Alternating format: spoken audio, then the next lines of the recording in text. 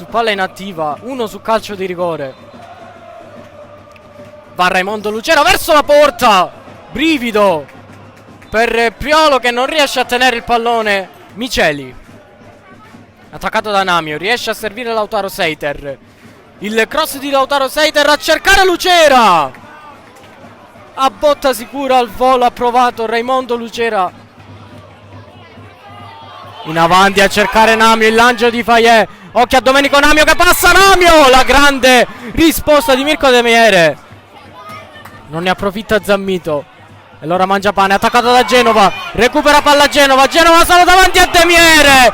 Il miracolo di De Miere. E poi il salvataggio sulla linea da parte di Seiter. Tiro, appoggia su Genova. Pallone recuperato dal Gemini, che prova a ripartire. Poi il gran recupero di Namio. Occhio a Piraneo che guarda la porta. Conclusione che si spegne sul fondo. Ci ha provato l'Aragona con Piraneo. Il lancio in avanti a cercare Genova, che stoppa il pallone, lo protegge con il fisico Genova. Attaccato da 2 avversari, si gira il tiro! La grandissima rete di Rosario Genova per l'1-0 dell'Aragona. Con una gran girata. Mangiapane in porta. Il cambio di gioco a cercare il cross di Seiter per il colpo di testa di Colli. Esce Priolo. Soprattutto uno specialista come Piraneo alla battuta.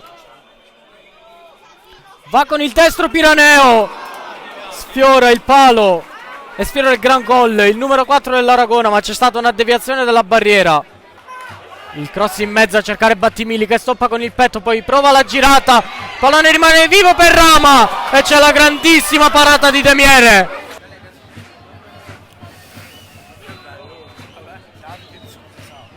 Colli alla battuta.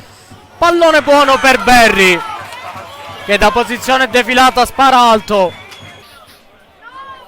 E qui cambia battuta il Gemini con lo schema. Muratore scambia con Lucera. Il tiro cross da parte di Muratore. La grande copertura in angolo di Priolo. Atterrato in maniera regolare da Strabone. Occhio al pallone in avanti. È praticamente a porta scoperta la rete del 2-0 dell'Aragona con Giatta. Il 2-0 dell'Aragona ha segnato Giatta. Adesso